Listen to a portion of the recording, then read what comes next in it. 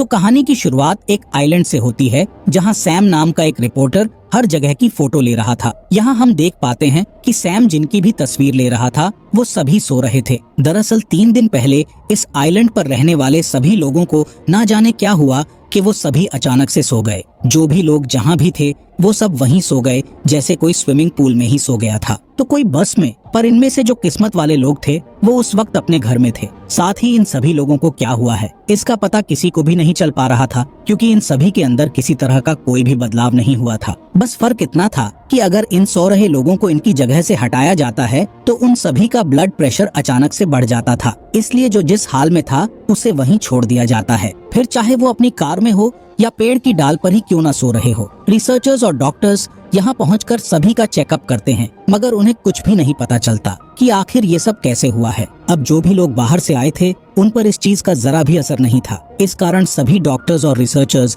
यहीं अपना कैंप डालकर रहने लगते हैं ताकि वो इस चीज के पीछे की असली वजह जान पाए। साथ ही किसी भी रिपोर्टर को इस आइलैंड में घुसने की इजाजत नहीं थी, लेकिन सैम चुपके से किसी तरह यहाँ घुस आया था। उसे हम एक बस के अंदर की फोटो लेते हुए देखते हैं, जिसके अंदर कई सारे लोग शांति से सो रहे होते हैं। उनमें से एक औरत के हाथ में सैम एक गोल्ड फिश को देखता है। अब यहाँ वही एक चीज थी जो कि हिल डुल रही थी, तो सैम उसे अपने साथ ले जाता है ताकि वो उससे बात कर सके और सैम को अकेलापन न महसूस हो। यहाँ गौर करने लायक बात ये थी कि इस आइलैंड के जानवरों और पक्षियों को भी कुछ नहीं हुआ था। फोटोज लेने के बाद सैम एक घर के अंदर जाता है जहां वो एक लड़की को उसके बिस्तर पर सोते हुए देखता है जिसका नाम स्टेला था, और उसे देखने के बाद सैम चुपचाप उसको वहीं सोता हुआ छोड़कर दूसरे कमरे में चला जाता है। जिस दौरान वो देखता है कि इस घर के बाहर 2 रिसर्चर्स खड़े हुए हैं जिन्हें वो छिपकर देखता है। असल में अगर सैम के बारे उन्हें पता चल गया तो इसके लिए सैम को सजा भी हो सकती थी। उनके वहाँ से जाने के बाद सैम चुपचाप दूसरे कमरे में जाकर सो जाता है।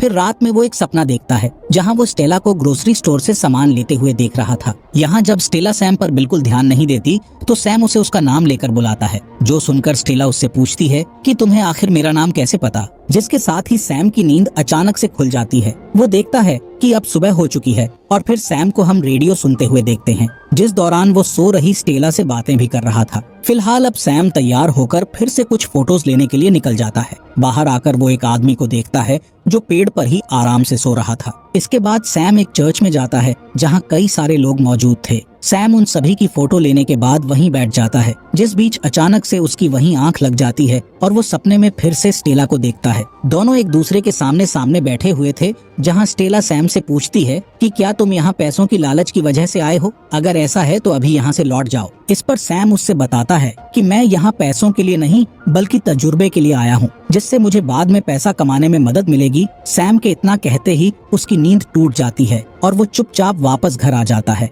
जहाँ वो स्टेला की चीजों को देखने लग जाता है, जिसमें से उसे स्टेला की एक डायरी मिलती है जिसे वो रोज लिखा करती थी। सैम उसकी इस डायरी को पढ़ने लग जाता है और जैसे जैसे वो इसे पढ़ता जा रहा था उसे ऐसा लग रहा था कि मानो वो स्टेला से और ज्यादा जुड़ता जा रहा हो। सपने में स्टेला अब उससे काफी अच्छी तरह बातें करने लग गई थी, जिससे सैम पूछता है कि तुम्हें इस लंबी नींद के दौरान क्या महसूस हो रहा है। इस पर वो बताती है कि कभी कभी तो सब कुछ एकदम शांत लगता है, लेकिन कभी ऐसा लगता है कि मैं किसी गहराई में लगातार गिरती जा रही हूँ। वो सैम से बताती है कि मैं सबसे आखिरी में सोई थी, शायद यही वजह थी कि मैं उस वक्त घर पर थी। बाकी सबसे पहले मैंने अपने पियानो टीचर को सोते हुए देखा था। वो पूरी क्लास के सामने अचानक से सो गए और उसके बाद से इस चीज ने यहाँ के हर एक आदमी को अपनी गिरफ्त में ले लिया। फिलहाल ये तो सपना था, लेकिन हकीकत में अगले दिन सैम फिर से बाहर जाता है, जहाँ वो एक जगह एक कार को देखता है जिसमें काफी सारे गुब्बारे भरे हुए थे। वो जब इस चीज को अपने कैमरे में कैद कर ही रहा होता है, तभी वो देखता है कि सामने के घर की बैल्कनी पर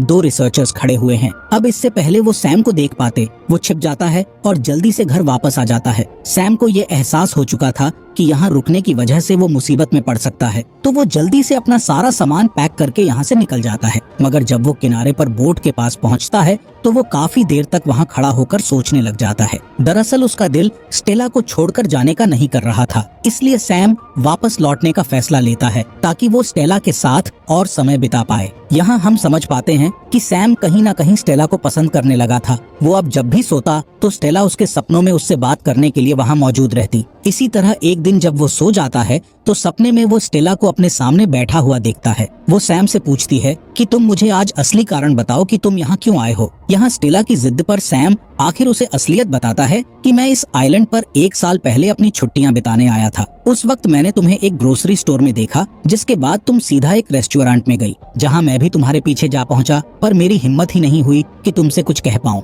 मुझे तुम पहली नजर में ही पसंद आ गई थी, लेकिन उसके बाद फिर कभी हम मिले ही नहीं। इसलिए आज मौका मिलने पर मैं यहाँ तुम्हारे लिए आया हूँ, ताकि तुमको और अच्छे से जान पाऊँ। फिलहाल सपने से बाहर आने पर असलियत की दुनिया में सैम ग्रोसरी स्टोर से घर का कुछ सामान लेने के लिए जाता है, जहाँ उसी वक्त 2 रिसर्चर्स भी कुछ लेने के लिए आते हैं, जिसमें से एक सैम को वहाँ देख लेता है, मगर सैम वहाँ सोने का नाटक करता है, जिसे चेक करने के बाद इन लोगों को जो भी लेना था वो लेकर चले जाते हैं। उनके जाते ही सैम वहाँ से अपने मतलब का सामान लेने के बाद काफी मजे करता है और फिर वो वहाँ सो रही कैशियर के पास सामान के पैसे रखकर चला जाता है। जब वो घर पहुँचता है तो सैम देखता है कि एटिक में भी कुछ सामान रखा हुआ है, इसीलिए वो वहाँ जाकर देखता है तो उसके हाथ एक टेप रिकॉर्डर लगता है, जिसमें स्टेला ने अपनी पसंद और नापसंद के बारे में सब कुछ अच्छे से बताया था। कैसेटे का पहला साइड सुनने पर सैम को जानने को मिलता है कि स्टेला को काफी अजीब चीजें पसंद है, जैसे कि बिना सर की बार्बी डॉल, फ्लोटिंग फ्लेमिंगो और खास करके टाइपराइटर की आवाज उसे काफी ज्यादा पसंद है। इसलिए सैम स्टेला की सारी पसंद की चीजें लाकर रख देता है, ताकि जब भी वो जागे तो ये सब देखकर काफी खुश हो। इसी के साथ स्टेला ने बताया होता है कि मुझे बीच पर एक लॉन्ग ड्राइव पे जाना अच्छा लगता है। ये बात सुनते ही सैम फिर से अपनी सपनों की दुनिया में चला जाता है, जहां वो देखता है कि स्टेला उसके साथ लॉन्ग ड्राइव पर जाने के लिए तैयार है, जिसके लिए स्टेला एक सोते हुए आदमी की कार में जाने को बोलती है, जिस पर सैम बोलता है कि हमें चोरी नहीं करनी चाहिए, लेकिन स्टेला का कहना था कि हम चोरी नहीं कर रहे हैं, बल्कि हम तो कुछ देर के लिए उसकी कार बोरो कर रहे हैं। अब यहाँ स्टेला की जिद के सामने सैम को झुकना पड़ता है और दोनों उस आदमी के घर घुसकर कार की चाबी लेकर आते हैं। ड्राइव के दौरान सैम देखता है कि स्टेला कितनी खुशदिल लड़की है। यही वजह थी कि सैम को उससे प्यार हो गया। अब जैसे ही सैम अपने इस सपने से बाहर आता है, वो देखता है कि स्टेला के घर पर कुछ डॉक्टर्स उसे देखने के लिए आए हैं। दरअसल ये लोग हर हफ्ते इसी तरह चेकअप करने के लिए आते हैं, जिन्हें देख सैम जल्दी से अलमारी के अंदर छिप जाता है। डॉक्टर्स स्टेला को अच्छे से चेक करने के बाद यहाँ से चले जाते हैं। उनके जाते ही सैम अलमारी से बाहर आता है और फिर वो स्टेला का हाथ पकड़कर उसके बगल में लेट जाता है। यहाँ वो स्टेला से काफी सारी बातें करता है, जिसके बाद अगले दिन सैम फिर से एटिक में जाता है, जहाँ वो टेप रिकॉर्डर का दूसरा हिस्सा सुनने लग जाता है, जिसमें स्टेला ने अपनी नापसंद के बारे में बात की थी। इसमें स्टेला ने खास करके अपने अकेलेपन को लेकर बात की हुई थी। वो बताती है कि भले ही मैं अकेली रहती हूँ, लेकिन ये अकेलापन मुझे बिल्कुल भी पसंद नहीं है। जिस बात के साथ सैम फिर से स्टेला से बात करने अपने सपनों में पहुंच जाता है, जहां वो स्टेला से कहता है कि मैं तुम्हें कभी अकेला नहीं छोड़ूंगा। साथ ही वो ये भी बोलता है कि हर किसी का एक सोलमेट होता है, तो हो सकता है कि हम दोनों एक दूसरे के सोलमेट हो। उसकी इस बात पर स्टेला बोलती है कि मुझे तो ऐसा नहीं लगता। यहाँ उसके इस जवाब से सैम को एहसास होता है कि शायद वो यहाँ फालतू की वजह के कारण रुका है, इसलिए वो एक बार फिर से यहाँ से निकलने की कोशिश करता है, मगर इस बार भी वो नहीं जा पाता, बल्कि वो वापस आकर स्टेला की पसंद की चीजें बनाकर खाता है, जिस दौरान उसे हमेशा की तरह फिर से सपने में स्टेला दिखती है, जो कि उससे बोलती है कि तुम यहाँ से चले जाओ, क्योंकि जिस स्टेला को तुम डायरी और रिकॉर्डर की वजह से जानते हो, वो असली स्टेला से काफी अलग है। यहाँ सैम को भी एहसास होता है कि स्टेला सही कह रही है, जबकि ये सब उसके सपनों में हो रहा था। सैम तीसरी बार यहाँ से जब निकलने की कोशिश करता है, तो उस दौरान उसे ना जाने क्या हो जाता है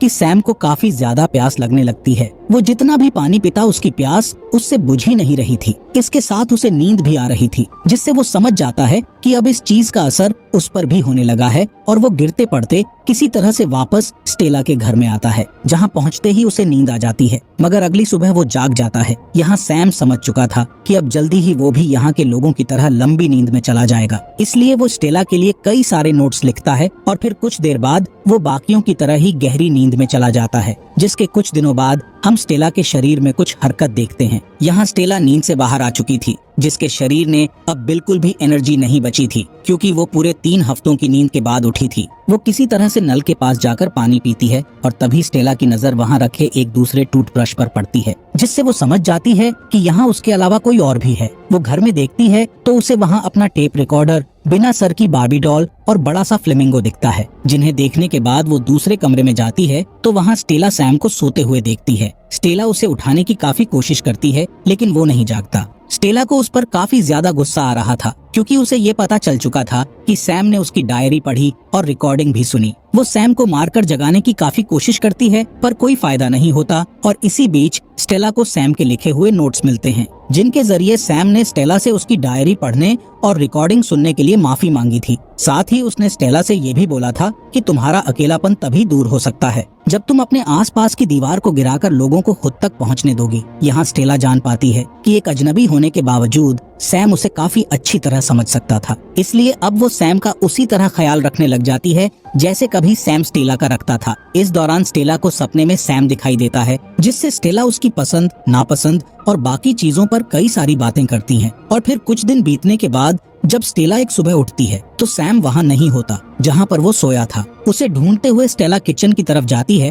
तो सैम उसे वहाँ मिलता है। इन दोनों को एक दूसरे से मिलकर ऐसा लग रहा था जैसे कि ये इनकी पहली मुलाकात ना हो, बल्कि दोनों एक दूसरे को काफी अच्छी तरह बातें कर रहे थे। उन्हें एक दूसरे के बारे सब कुछ पता था। यहाँ दोनों एक दूसरे से हाथ मिलाते हैं और फिर एक दूसरे की बातों में पूरी तरह से खो जाते हैं। अब मूवी के आखिरी सीन में हम बस में उसी औरत को नींद से जागते हुए देखते हैं जिसके हाथ में गोल्ड फिश थी। यहाँ हम देख पाते हैं कि उसमें अब एक नहीं बल्कि 2 मछलियाँ थीं, जो काम जाहिर है कि सैम का ही है। इसके जरिए वो बताना चाहता था कि इस फिश की तरह स्टेला अब अकेली नहीं रही, क्योंकि अब वो उसके साथ है। और इसी के साथ ये मूवी यहीं पर खत्म हो जाती है।